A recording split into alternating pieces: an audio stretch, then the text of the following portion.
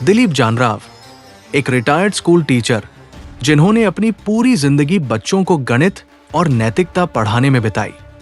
60 की उम्र पार करने के बावजूद उनकी आंखों में एक सपना था, अपने पोते को इंजीनियरिंग कॉलेज में पढ़ाने का और अपनी पत्नी शांता को वो सुख देने का जो उनकी सादगी भरी जिंदगी में कभी नहीं मिला। उनके छोटे से घर में पुरानी किताबों की महक, शांता की चूड़ियों की खनक और पुराने रेडियो की आवाज ही उनकी दुनिया थी। लेकिन एक दिन सुबह जब दिलीप जी अपनी पुरानी कुर्सी पर बैठकर अखबार पढ़ रहे थे, उनका पुराना नोकिया फोन बजा।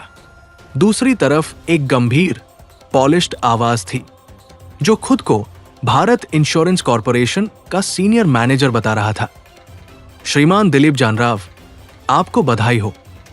आपकी पुरानी पॉलिसी पर 48 लाख रुपए का बोनस स्वीकृत हुआ है। यह रकम आपके खाते में जल्द ट्रांसफर होगी। दिलीप जी की सांसें थम गई। 48 लाख रुपए, यह रकम उनके लिए किसी चमत्कार से कम नहीं थी। उन्होंने तुरंत शांता को पुकारा जो रसोई में पराठे बना रही थी। शांता, अब हम अपने नन्हे राज को आईआईटी में पढ़ा सकेंगे। शायद तुम्हारे लिए नई चूड़ियां और एक छोटा सा बगीचा भी बनवा दूं। लेकिन कॉलर ने जल्दी ही कहा, सर, पहले आपको प्रोसेसिंग फीस के लिए 1,08,000 रुपए जमा करने होंगे। यह सरकारी नियम है और बोनस ट्रांसफर होने के बाद यह रकम वापस मिल जाएगी। दिलीप जी को थोड़ा संदेह हुआ, लेकिन कॉलर ने बार बार सरकारी प्रक्रिया और आरबीआई गाइडलाइंस का हवाला दिया। दिलीप जी, जो अपने स्कूल के दिनों में बच्चों को नियमों का पालन करना सिखाते थे, ने सोचा कि यह तो बस एक औपचारिकता होगी। उन्होंने शांता की चूड़ियां, जो उनकी मां की आखिरी निशानी थी, गिरवी रखकर 1,08,000 रुपए का इंतजाम किया और पैसे ट्रांसफर कर दिए। 2 दिन बाद वही नंबर। इस बार कॉलर ने कहा, सर, आपके दस्तावेज में कुछ मिसमैच है। जीएसटी और इनकम टैक्स क्लियरेंस के लिए 2.75 लाख रुपए जमा करने होंगे, वरना बोनस अटक सकता है। दिलीप जी ने गहरी सांस ली। उन्हें याद आया कि स्कूल में बच्चों को टैक्स सिस्टम के बारे में पढ़ाते वक्त वो टीडीएस और जीएसटी के कॉन्सेप्ट समझाया करते थे। ठीक है, उन्होंने सोचा, ये तो सामान्य प्रक्रिया होगी। कॉलर की सधी हुई आवाज और 48 घंटे में बोनस ट्रांसफर का वादा सुनकर उनका संदेह और कम हो गया। उन्होंने अपने बेटे संजय को फोन किया। संजय, ये एक छोटा सा इन्वेस्टमेंट है, बोनस आएगा तो सब ठीक हो जाएगा। संजय, जो अपने पिता की बात पर आंख मूंद कर भरोसा करता था, ने अपनी मां की पुरानी एफडी तुड़वाकर 2.75 लाख रुपए का इंतजाम कर दिया। 1 हफ्ते बाद फिर एक नई कॉल। इस बार एक मधुर महिला की आवाज थी जो बड़े ही आत्मविश्वास से बोली, सर, आप बहुत लकी हैं। अगर आप अभी 5 लाख रुपए टीडीएस छूट के लिए जमा कर देंगे तो आपका पूरा बोनस बिना किसी कटौती के मिलेगा, वरना 30% टीडीएस कटेगा और आपको सिर्फ 33.6 लाख रुपए ही मिलेंगे। दिलीप जी को टीडीएस का मतलब अच्छे से पता था। उन्होंने अपने स्कूल के दिनों में बच्चों को बताया था कि टीडीएस यानी टैक्स डिडक्टेड एट सोर्स, जो सरकार इनकम पर पहले ही काट लेती है। कॉलर की बात उन्हें तर्क संगत लगी। अगर 5 लाख रुपए देकर मैं 14.4 लाख रुपए की टैक्स कटौती बचा सकता हूं, तो ये तो फायदे का सौदा है, उन्होंने सोचा। उन्होंने अपने रिश्तेदार गोविंद चाचा से ब्याज पर 5 लाख रुपए उधार लिए। गोविंद चाचा ने हंसते हुए कहा, दिलीप, तू तो अब अमीर बनने वाला है, बस मेरे पैसे समय पर लौटा देना। दिलीप जी ने हामी भरी और पैसे ट्रांसफर कर दिए। हर रात वो सपने देखते, अपने पोते को आईआईटी की डिग्री लेते हुए, शांता को नई साड़ी पहनाते हुए और अपने छोटे से घर में एक नया टीवी लगवाते हुए। 4 दिन बाद फिर कॉल। इस बार आवाज में हल्की सख्ती थी। सर, हमारी कंपनी का ऑडिट चल रहा है। अगर आप तुरंत 3.5 लाख रुपए नहीं भेजते तो आपका बोनस रद्द हो सकता है। दिलीप जी का दिल बैठने लगा। इतने पैसे तो अब तक डूब चुके थे, क्या वो सब बेकार जाएगा? कॉलर ने उन्हें एक आधिकारिक पीडीएफ भेजा जिसमें भारत इंश्योरेंस कॉरपोरेशन का लोगो, एक सरकारी मुहर और वरिष्ठ अधिकारी का डिजिटल हस्ताक्षर था। दिलीप जी ने पीडीएफ को ध्यान से देखा। उनके मन में संदेह उठा, लेकिन टीडीएस की बात और ये सरकारी दस्तावेज देखकर वो फिर से भरोसे में आ गए। उन्होंने अपनी 2 महीने की पेंशन अग्रिम निकालकर 3.5 लाख रुपए भेज दिए।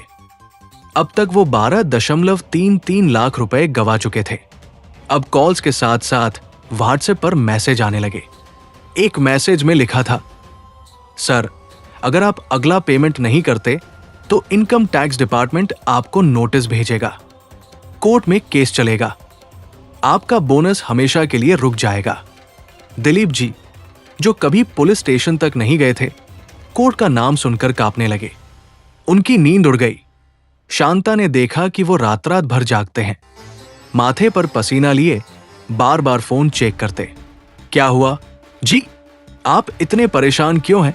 शांता ने पूछा। लेकिन दिलीप जी ने सिर्फ इतना कहा, बस सब ठीक हो जाएगा।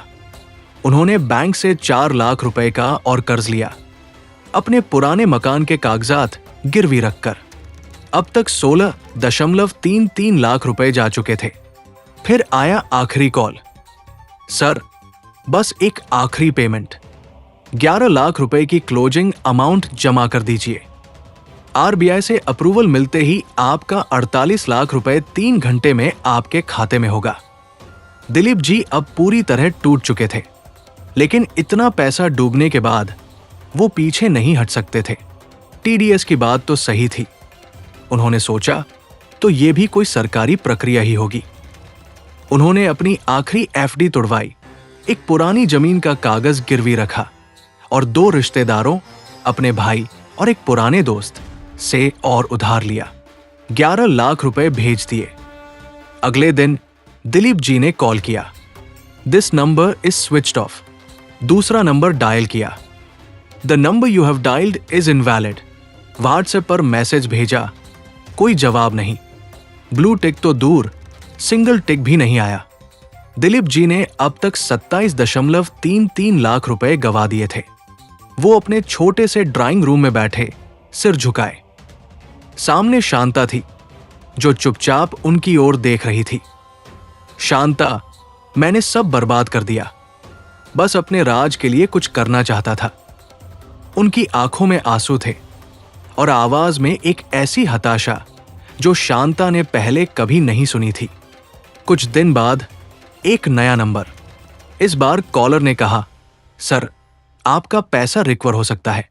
हम एक रिकवरी एजेंसी है, बस 7 लाख रुपए की रिकवरी फीस जमा करें और हम आपके सारे पैसे वापस दिलाएंगे।